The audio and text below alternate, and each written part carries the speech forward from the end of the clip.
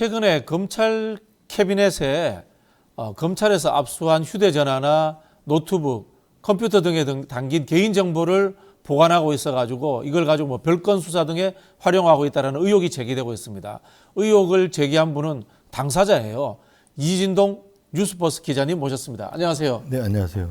네, 그 검찰의 불법 압수수색 의혹을 제기하게 된 과정을 하나씩 짚어봤으면 좋겠는데요. 네. 보통 이제 휴대전화를 압수수색을 하고 나면은 보통 키워드를 주잖아요. 영장 범위에. 네. 그것만 하고 이렇게 돌려주게 돼 있는 거 아닌가요? 근데 이번에 보면은 휴대폰을 돌려주는데 좀 더 기다리라 뭐 이렇게 하고 다양한 이 휴대폰에 있는 내용들이 빠져나가서 검찰이 이른바 캐비넷에 보관하는 것이 아니냐 이런 의혹이 나왔거든요. 네, 맞습니다. 근데 이게 의혹이 아니고 네. 사실입니다. 본인 입장에서는 사실이시죠? 네네. 아니, 의혹이 아니고 왜냐하면 네. 실제 공문서가 존재를 하지 않습니까? 공문서가, 네네네. 공문서가 존재를 하고 대검 자체도 이걸 했다라는 걸 부인하지는 않아요. 규정이 있다라고 했으니까. 아니 부인하지 않잖아요. 네네. 전체 정보를 저장했다. 다만 우리는 예규했다라고 적법 절차에 했다. 의해서 했다. 이런 주장이기 때문에 네. 이건 팩트라고 보시면 됩니다. 의혹이 아니고요. 근데 이제 사찰이냐 아니냐 이건 평가의 문제잖아요. 네네. 네, 그 부분에서는 뭐 불법 사찰 의혹을 제기해도 되지만 휴대전화 전체 정보를 법관이 허락하지 않는 휴대전화 정보 전체를 저장했다. 이건 네. 팩트라는 거죠. 네. 네. 근데 본인이 그거 당하신 거죠 지금. 그렇죠. 그러니까 당했다라기보다 제가 목격했다라기보다 공문서를 제시를 했잖아요. 실제 네. 저장을 했고 그거를 저희 기사로서 이제 입증을 다 했고요. 그래서 다만 이제 이게 민간인 사찰이라고 저는 이제 그렇게 평가를 하는 거고 보고 있는데 거기에 대해서는 이제 검찰은 뭐 반박을 하는 거죠. 네. 적법 절차에 따라서 하는 거다. 이런 거고 과정은 이렇습니다. 그날 이 휴대전화를 압수하면 압수를 할 때 전체를 다 압수하는 게 아니에요. 법관이 발부한 영장은 사건과 관련된 정보만 압수를 하게 돼 있어요. 근데 사건과 관련성을 어떻게 따지냐면 이제 가서 이 정보 하나하나를 보고 선별을 하지 않습니까? 그래서 관련성 있는 걸 이제 검사가 추출을 해냅니다. 하나씩. 그걸 이제 포렌식 과정이라고 그러는데 그걸 거쳐서 이제 선별이 됩니다. 선별이 되면 그걸 압수하는 거예요. 압수됐다 그래서 정보 하나하나에 대해서 그래서 목록을 교부해 주거든요. 목록을 교부해 주고 그다음에 나머지 정보는 보는 앞에서 삭제 폐기를 합니다. 네네. 우리가 삭제 폐기했다. 그리고 삭제 폐기 확인서를 줘요. 네네. 그러면 당사자 입장에서는 사건과 관련이 있는 정보만 가져가고 영장에도 그렇게 돼 있으니까요. 가져가고 나머지는 삭제했구나 이렇게 생각할 거 아닙니까? 그래서 삭제 폐기 확인서에 사인을 하죠. 사인을 하는데 그렇게 되면 절차가 끝난 걸로 생각을 하는데 실제로는 그 뒤에 검사 지휘서를 가지고 뒤에서 나머지 전체 휴대전화 전체 정보를 몰래 업로드를 한다는 거죠. 지금까지 그 사실을 안 사람이 한 명도 없었어요. 네네. 그러니까 이의 제기가 없었죠. 근데 왜 그러냐면 검사들은 당사자 몰래가 아니라 그러는데 제가 보기엔 몰래 하는 거예요. 왜냐하면 삭제 폐기 기서를 준 것 자체가 그렇게 믿게 하는 거잖아요. 그러니까 변호사도 제2패에 있었고 다른 그 앞에 사건들 얼마나 많은 압수수색이 있었습니까? 다 모르고 지나갔다라는 거는 바로 그거거든요. 삭제 폐기 확인서를 주기 때문에 법조인들 입장에서는 검찰이 설마 그렇게까지야 이런 생각을 못 하잖아요. 그런데 실제로 그 뒤에서 수사지휘서에 이제 체크를 해서 검사가 전체 정보를 대검 서버에 업로드해라. 그 이제 일반인들은 잘 몰랐는데 이 사건으로 인해서 알게 됐죠. 대검 서버 이름이 디넷이라는 걸. 네. 디넷에 저장해라. 이렇게 한다라는 거죠. 그 체크를 하면 이제 다 한꺼번에 올라가죠. 저 같은 경우는 휴대폰에 들어가 있는 정보가 48.8기가였는데 그게 고스란히 대검에 다 업로드가 된 거죠. 그걸 이제 제가 업로드 된 것까지 확인해서 그거를 촬영해서 이제 기사화를 했던 것이죠. 네. 쉽게 설명을 하면 그렇습니다. 이게 수사가 아니라는 예를 들게요. 제 친구가 제 컴퓨터에 영화가 하나 들어있는데 제가 있는데 여기에서 그 영화 하나 다운받아 갈게요. 이렇게 해놓고는 컴퓨터에 있는 모든 자료를 다 갖고 왔다. 네, 이렇게 맞습니다. 생각을 하시면 되는 겁니다. 네, 근데 그게 예규에 있다라고 또 이야기를 하는 거죠. 그죠? 그러니까 이제 잘 아시지 않습니까? 그러니까 정치 이렇게 전략도 하시고 하니까 잘 아시잖아요. 예규라는 거는 법 체계상 제일 하위에 그렇죠, 있는 거잖아요. 그렇죠. 예. 그런데 법관의 영장을 예규로 무시할 수가 없는 거잖아요. 그렇죠. 그러니까 예규 자체가 불법인 거예요. 위법이고. 그렇죠. 얘기를 네네. 만든 것 자체가 문제인 네네. 거죠. 우리가 이제 법률 명령 조례 뭐 네. 이렇게 이야기하는데 그 다음에 이제 얘기죠. 기관장의 명으로서 내규를 만듭니다. 네. 내규는 법률보다 아래에 있는데 네. 금방 말씀하신 것처럼 이 핸드폰을 압수수색할 때는 법률에 의해서 법원에 의해서 발부된 거지 않습니까? 네. 근데 이 예규가 그것을 하면은 안 되는 건데 법률보다 확대돼서 자료를 갖고 갔다. 이런 법률 위반이 되는 거죠. 네. 그리고 더더군다나 헌법 12조를 보면 법관이 발부한 영장을 제시하고 압수수색을 하게 돼 있거든요. 그렇죠. 그러니까 네. 압수수색 자체가 법관의 영장에 의하지 않고는 안 된다라는 거잖아요. 그게 헌법 12조 규정이고, 그리고 그 휴대전화 전체가 털리면 사생활, 모든 게다 사생활 정보, 털리죠. 민감 정보 다 털리는 거잖아요. 네. 그 헌법 17조에 사생활의 자유와 권리를 침해받지 않는다. 이게 규정이 헌법 규정이거든요. 그래서 바로 이런 게 이제 헌법 기본권 침해 범죄라고 이렇게 볼 수 있다고 생각합니다. 네. 네. 이렇게 이제 업로드한 자료들을 가지고 가서 검찰의 디지털 캐비넷 디넷입니다. 여기에 저장된다. 이렇게 이제 우리가 알고 있는 거죠. 네. 그런데 그러면 이게 영화에 나오는 뭐 영화 더킹에 나오는 예, 이 캐비넷이 예. 디지털로 존재하는 그런 개념이네요. 지금 현재 그렇게 봐도 무방할 정도가 된 거죠. 왜 그러냐면 이제 제가 이걸 취재를 하는 과정에서 그럼 이걸 보관까지 했단 말이에요. 네. 저장하고 보관했다는 거는 활용을 전제로 하잖아요. 써먹기 위해서란 말이에요. 그렇죠. 써먹지도 않을 거 보관해야 될 이유는 없죠. 바로 그겁니다. 네. 그래서 그러면 과거에부터 쭉 돼 왔으면 써먹은 사례가 있을 것 같다라고 생각을 해서 찾아낸 게 이제 아까 저희 기사로 썼습니다만은 이재용 삼성전자 회장의 불법 승계 혐의 사건에서 네네네네. 그 재판에 과거에 2016년 국정농단 사건 때 압수했던 휴대폰 정보를 갖다가 저장해놨다가 그걸 다시 빼가지고 재판부에 제출했죠. 그걸. 증거로 제출한 거예요. 네. 그러니까 증거로 제출하기 전에는 어떻게 됐냐? 이 수사팀이 저 수사팀에 넘겨준 거예요. 네. 그러면 그거에 그 소위 말하면 디지털 캐비넷에서 꺼내 와가지고 그렇죠. 넘겨준 거 아닙니까? 그렇죠. 네, 바로 이 사례가 하나 있었고 또 이거 뭐 국민의힘 의원 일이긴 하지만은 윤상현 의원이 공직선거법 위반으로 2020년도에 수사를 받을 때가 있었어요. 근데 별건 다른 사건으로 사건 관계자가 휴대폰을 압수당했네. 그 휴대폰 정보에 보니까 윤상현 사건에 쓸만한 정보가 있는 거예요. 네. 그래서 그게 있다는 걸 대검 서버에 휴대폰 전체가 저장돼 있다는 걸 확인하고 대검 서버를 압수수색을 해서 그 정보를 빼와가지고 윤상현 의원 사건에 쓴 겁니다. 그렇게 보면은 디지털 캐비넷이라고 볼 수 있는 거잖아요. 우리가 지금 확인한 사례만 이 두 가지인데 확인되지 않은 사례도 많다라는 거죠. 그래서 영장 업무를 했던 판사들은 대검의 디지털 포렌식 센터를 압수수색 장소로 해서 들어오는 압수수색 영장은 태반이 그런 비슷한 사건일 거다, 비슷한 사례일 거다 이렇게 얘기를 하고 있습니다. 네.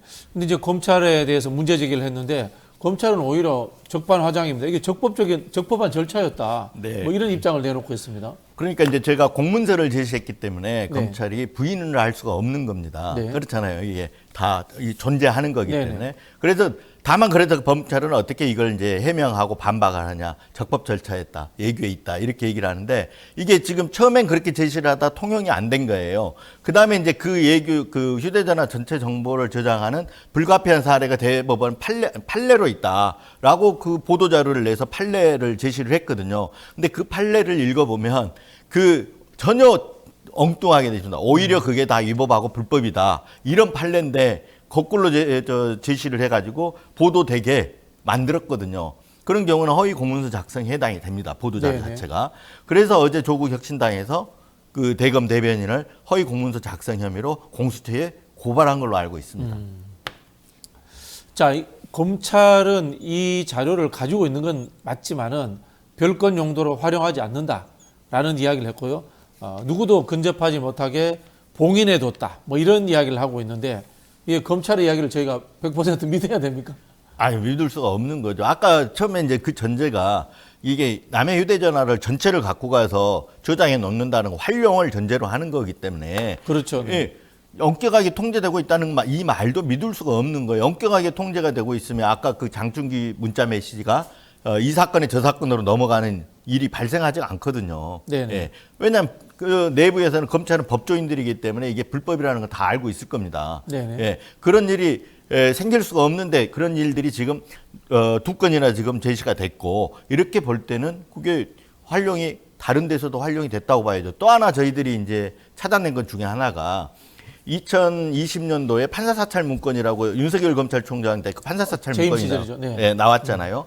그 판사사찰 문건을 작성하는 과정에서도 그 전에 사법농단 사건 수사를 했던 그 압수수색에서 나왔던 그 내용들이 거기에 들어가 있는 거예요. 네. 그렇다 그러면 그 내용들을 갖다가 활용을 했다라는 거죠. 그런데 그 수사를 했던 수사팀은 그걸 작성한다 대검 수사정보정책과실인데 그걸 수사를 했던 수사팀 그쪽에 넘겨준 적이 없다라는 거예요.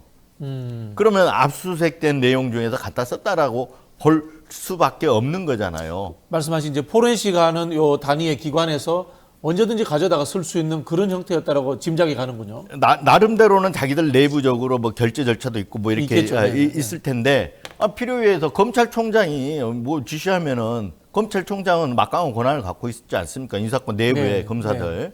그래서 그렇기 때문에 이게 어디에 어떤 용도로 활용돼 있는지는 지금 알 수가 없다는 거죠. 그걸 확인하기 위해서 국정조사도 필요하고 실제 아까 불법적으로 이용된 부분이 있지 않습니까? 이 부분에 대해서는 실정법 위반이기 때문에 수사도 필요하고 그런 사안이라는 거죠. 네. 자, 여기에서 윤석열 대통령이 자유로울 수 없다는 생각이 드는데요. 왜냐하면요, 이 검사들이 이런 행위를 하면서 내부의 예규 이야기를 들었습니다. 예규가 있기 때문에 해도 된다. 저희는 이 예규가 법률 위반이다라고 이야기를 하는데 이 예규가 언제 만들어진 겁니까? 네. 그러니까 저희가 이제 아까 제가 처음에 얘기했던 검사가 그 체크하는 항목 네네. 전체적으로 해서 그 휴대전화 전체 정보를 저장할 수 있도록 체크하는 항목 이 서식이 만들어진 거는 2021년 1월 1일이거든요. 2021년 1월. 네, 윤석열 대통령이 검찰총장에서 막 퇴임하기 전이죠. 퇴임하기 전이네요. 네, 네네. 그때 만들어졌다라고 하면 아까 말씀했지만 예규라는 거, 내부 지침이라는 건 검찰총장의 정권 사항입니다. 결재 사항입니다. 네. 검찰총장의 허락 없이 이거 만들어줄 수 없어요. 예규가. 그렇게 된다면 윤석열 대통령이 알았다라는 거잖아요. 네. 이 얘기를 이제 기사에 썼더니 검찰은 그 전 2019년도 예규에도 들어 있었다라고 이렇게 범위를 확장한 거예요. 근데 2019년도에 보니까 그렇게 됐는데 서식이 만들어진 거, 표준 서식이 만들어진 건 2021년 윤석열 대통령이 검찰총장 시절이거든요. 시절이다. 네. 그렇다면 윤석열 대통령이 검찰총장 할 때 알았다라는 거잖아요. 네. 이런 불법 행위에 대해서 인지를 했다는 거예요. 그리고 나서 대통령이 되고 나서 그 이후에도 그 상황이 제가 최근에 이제 그 일이 있었으니까 지속이 된 거잖아요. 그럼 불법 행위에서 알고 있었고 대통령으로서도 충분히 인지한 상태였단 말이에요. 그렇기 때문에 윤석열 대통령이 어떤 사법 리스크가 될 수 있다고 봅니다. 네. 네. 그리고 더더군다나 이게 헌법적으로 이렇게 반헌법적인 그렇죠. 일이고 개인의 정보권 문제인데. 네, 기본권 침해 기본권 문제이기 침해죠. 때문에 네. 어떻게 보면 탄핵 사유, 뭐 탄핵 사유가 된다고 또 탄핵이 다 되는 건 아니지만 탄핵 사유도 될 수 있다 이렇게 보고 있습니다. 네, 헌법 개정 이야기할 때마다 요즘은 제일 많이 나오는 것이 개인의 정보권입니다. 우리 사회 자체가 정보화되었기 때문에 가장 민감한 개인의 기본권에 해당되는 부분인 것 같아요. 2021년 1월이면은 문재인 대통령이 윤석열 총장은 우리 정부의 검찰총장입니다. 그 이야기 할 때네요. 네. 자, 이게 엄연하게 이 처벌받아야 되고 수사받아야 될 사안인데 이것도 사실은 공수처로 원래 가야 되는 건가요? 아니면은 검찰이 수사를 해야 되는 건가요? 이게 이제 검찰의 아까 내부 지침, 예규가 네네. 있었다는 거는 검찰 검사 한 명의 어떤 비위가 아니지 않습니까? 그 전체적으로 조직적으로 이루어진 만든 거죠, 거잖아요. 내규라는 조직범죄이기 건. 때문에 네네. 그게 불법적인 행위가 되고 그리고 실정법 위반이면 조직범죄가 되는 겁니다. 그렇다고 본다면 검찰이 수사할 수는 없는 거잖아요. 네네. 그래서 일단 조국 혁신당에서 공수처에 고발을 한 걸로 알고 있고 민주당 비례연합에서도 비례정당에서도 네네. 고발을 한 걸로 알고 있어요. 네네. 그럼 공수처가 그래서 배당까지 해서 수사가 지금 들어간 걸로 알고 있는데 이게 워낙 규모가 크다 보니까 공수처가 제대로 수사할지는 그 부분은 좀 의문이 듭니다. 이게 규모가 너무 크지 않습니까? 지금 그렇죠. 네네. 검찰이 대검 안에서만 이루어진 일도 아니고 대검과 전국 각 지검에서 이루어진 일들이기 때문에 이게 상당히 이게 실체를 밝히려면 상당히 규모가 방대하다 이렇게 보여지거든요. 기자님 보시기에는 이런 경우가 일반적인 형사 사건에서도 다 있었을 거라고 보십니까? 아니면은 이번에 이제 기자님이 당한 것처럼 이 정치적인 사안이라든가 또는 언론계라든가 이런 쪽을 중심으로 해서 이루어졌다 이렇게 보세요. 네, 그 정보라는 게 그러니까 활용하기 위해서 하려면 써먹을 정보가 많아야 되잖아요. 그렇죠. 네. 그러려면 대상은 주로 주요 인사들이었을 것이다 이렇게 생각을 하거든요. 네네. 그런데 아까도 얘기했지만 그 사건 관계인 다른 사건 관계인 휴대폰을 압수해가지고 윤상현 의원 거기도 썼단 말이에요. 그건 뭐냐면 선별 과정에서 저는 본다고 봅니다. 그렇지 선별 과정에서 선별 과정에서 그 쭉 보다가 보면 이 사건에 대해서 선별을 하는데 딱 보니까 이게 예를 들어서 누구한테 뇌물을 준 내용들이 들어가 있단 말이에요. 근데 전혀 별건이에요. 그러면 정보로서 가치가 있는 거잖아요. 그럴 때는 전체 정보 저는 체크가 된다고 봅니다. 그럼 담당 검사가 자의적으로 판단을 할 수 있는 거네요. 검사는 수사관이 다 하는 거죠. 왜냐하면 그렇죠, 네. 수사관이 디지털 포렌식을 하다가 저는 제가 보기에는 제 느낌은 제가 그거를 별도 정보 보고를 하는 거를 보지는 않았어요. 네네. 하지만 수사관들이 열심히 뭔가를 막 적습니다. 포렌식 하면서. 그러면서 사건과 관계없는 것들을 인데도 불구하고 적어요, 뭔가를. 예, 그건 제가 보기에는 사건 관련성 있는 정보만 압수를 하게 돼 있으니까 그건 보도라도 못 하는 거잖아요. 그래서 그런 걸 봤을 때, 그런 내용을 알게 됐을 때 이건 따로 정보 보고를 하는 게 아닌가 싶어요.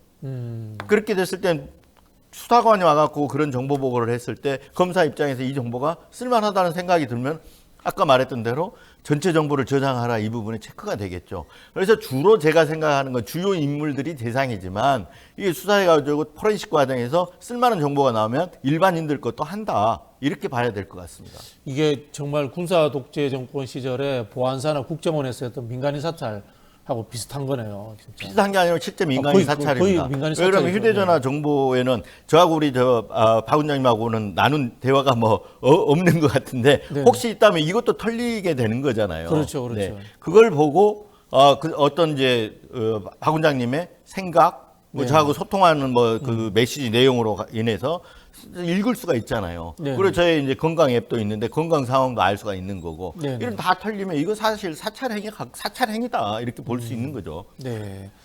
자, 그러면 우리 이제 일반인들이라든가 뭐 사회적 활동하시는 분들 중에 압수수색이 들어왔다. 네. 예를 들면 핸드폰을 이렇게 압수수색 당한다. 또는 노트북이나 컴퓨터를 압수수색 당한다. 그러면 이게 앞에서 하나하나 다 지켜봐야 되겠네요. 이거 귀찮으니까 그냥 핸드폰 갖고 갔다 오세요. 이렇게 하면 절대 안 되겠네요. 안 되죠. 이게 저도 이걸 통해서 얻은 엄청난 노하우인데 네네네. 다시 써먹을 일은 없겠지만 하여튼 압수수색을 할 때는 이제 변호인도 입회가 가능하거든요. 원래 이 전자정보는 사건 관련이 있는 것만 하기 때문에 네네. 집에서 현장에서 하게 돼 있어요. 집으로 나오면 집에서 다 관련 있는 정보 체크해서 가져가게 돼 있거든요. 그런데 디지털 장비, 그러니까 포렌식 장비를 가져오지 않았다. 이게 또 업무에 지장이 있다. 사생활에 피해가 있다. 이런 이유를 들어서 저장 매체 전체를 복제하거나 전체로 완전히 복제하거나 내지는 들고 가서 반출이라 그러는데 들고 가서 이 포렌식을 합니다. 이게 영장에 보면 그걸 예외적으로 하게 돼 있는데 네. 검찰은 일반적으로 그걸 당연하게 생각하고 그렇게 해요. 그러면 처음에 왔을 때는 잘 모르니까 여기서 집에서 이렇게 오래 앉아가지고 하고 있으면 아이고 서로 힘드니까 저희가 갖고 가서 그렇죠. 잘해가지고 줄게요. 네. 네. 그리고 책상에서 업무 보고 있는 사무실에서 그거 내려받고 있고 하면 오래 걸리잖아요. 며칠 네. 걸리면 이 받는 사람 입장에서는 그냥 그렇게 하시죠 하고 변호인도 근데 검사들하고 갈등을 일으키는 거를 달가워하지 않기 때문에 네네. 뭐 가서 선별하는 과정이 있습니다라고 하면 이 당하는 사람 입장에서는 그게 그건가 보다 이렇게 생각할 수밖에 없잖아요. 갖고 가서 하는데 그래서 제가 보기에는 이 저장 매체 원본 복제 그리고 아예 들고 가서 예외적인 거를 거의 당연시해서 하는 이유가 다 거기에 있다고 생각합니다. 끝나고 나서 그거를 위에 대검 서버에 넣을 수가 있단 말이에요. 네네. 예. 여기 현장에서 할 때는 그게 어렵잖아요. 그렇죠, 그렇죠. 네. 네. 어려워서 이제 저장 매체를 갖고 가는 그런 어떤 형태로 일반화시켜서 하고 있다 저는 이렇게 보고 있습니다. 저는 이런 생각이 드는 게 좀 황당할 수 있습니다. 일단 법원에서 이 영장 발부될 때 정말 더 꼼꼼하게 구체적으로 해야 되지 않겠느냐라는 생각도 들고요. 한편으로 이 포렌식 하면서 현장에 가지고 오는 이 기계가 있을 거 아닙니까? 기계의 키워드만 딱 입력된 부분만 들어갈 수 있도록 하는 어떤 이런 이 장치가 필요하지 않나. 기술적 장치가 필요하다. 이런 생각도 좀 드네요. 네, 맞습니다. 그러니까 네. 법원이 영장을 발부를 할 때 이렇게 나옵니다. 사건과 직접적인 관련성이 있는 정보 네. 이렇게 나옵니다. 압수 대상이. 그 관련성이라는 게 그게 애매한데 좀. 애매하잖아요. 네네네. 그래서 이제 그 포렌식 과정에서는 그 수사기관 측과 이게 당사자가 싸우는 경우가 그런 옥신각신하는 경우가 그거예요. 이건 관련이 있다고 보는데 이건 저희는 없다고 보잖아요. 그런 경우 그거 판단 누가 하냐? 수사기관이 마음대로 하는 거예요. 아, 우리가 이렇게 수사하는데 그 판단은 우리가 합니다 하면 끝이에요. 그래서 법원이 이제 이 영장을 내줄 때는 저는 키워드를 구체적으로 아주 구체적으로 해야 된다고 봅니다. 네. 검사가 키워드를 넣어서 영장을 신청을 하고 판사는 거기에 대해서 제외할 거 제외하고 너무 광범위하다면 그 키워드 제외하고 해서 영장을 발부를 해줘야 된다고 생각합니다. 그리고 실제로 포렌식이 이루어지는 과정에서 키워드를 갖고 검색을 해요. 근데 그 키워드가 들어갔다고 해서 다 사건 관련성이 있는 건 아니거든요. 그렇죠. 그렇잖아요. 예를 들어서 검찰이다. 그럼 검찰이 너무 일반적인 단어잖아요. 그렇죠. 네. 그렇기 때문에 또 키워드 검색을 해서 나온 정보를 갖고도 또 선별하는 절차가 필요합니다. 그래서 그런 하나의 법관 영장을 발부할 때 좀 더 구체적으로 명확하게 해놓으면 그런 어떤 그 수사권 남용이라든가 이런 게 좀 압수수색 남용이라든가 이런 게 덜하지 않겠느냐 이렇게 생각합니다. 네. 검찰 법원 쪽에는 우리 이진동 기자님이 최고이신 것 같아요. 아닙니다. 네. 네, 저는. 최근에 뭐 또 다른 취재건 같은 건 없으세요? 열심히 이제 다 여러 가지 다 취재를 하고 있는데 우선은 검찰이 이제 이 민간 인사찰 이 부분이 이제 폭풍 전야 같은 거예요. 네네. 뭐 조국 대표도 뭐 그저께 뭐죠 그 선거 운동하는 그래서 말씀을 하셨던데 이게 디넷이라는 거 지금은 레거시 미디어들 큰 언론들이 보도를 하지 않기 때문에 잠잠해 있지만 이게 선거가 끝나면 파문이 굉장히 커질 것입니다. 국정조사나 특검까지도 갈 수 있는 거겠네 이게. 당연히 가는 거라고 무조건 저는 특검 가야 되겠네요. 네. 이게 그 검사들의 일이기 때문에. 네, 그렇습니다. 아마 검찰 내에서도 그런 걸 상정하고 지금 대응하고 있으리라고 생각합니다. 그래서 그런 얘기 했잖아요. 디넷을 빨리 이게 손대지 마라 더 이상 네. 이 얘기까지 했잖아요. 네. 그런데 지금 어떤 일이 벌어지고 있을지도 지금 모르는 거죠. 과거에 저희가 뉴스버스 고발 사주를 단독 보도한 날이 2021년 9월 2일이었는데 네네. 그날 저녁에 그 새 컴퓨터를 바꾼 지 얼마 안 된 새 컴퓨터를 새로 포맷했지 않습니까? 그렇죠. 네. 그런 일들이 있었어요. 실제 검찰 내부에서. 그럼 이 사건도 이 대검 내부의 어떤 디넷이라는 통합 디지털 전산망 뭐 이런 거기 때문에 여기에 대해서도 뭔가 지금 조치가 있어야 되는데 다른 수사기관들이 움직이지 않기 때문에 그 내부에서 어떤 일이 일어나고 있는지를 알 수가 없죠. 참. 이 집단들이 참 크레물린입니다. 자, 우리 이진동 기자님하고는 여기에서 인사 나누겠습니다. 앞으로도 맹활약 기대하겠습니다. 감사합니다. 감사합니다. 네. 감사합니다.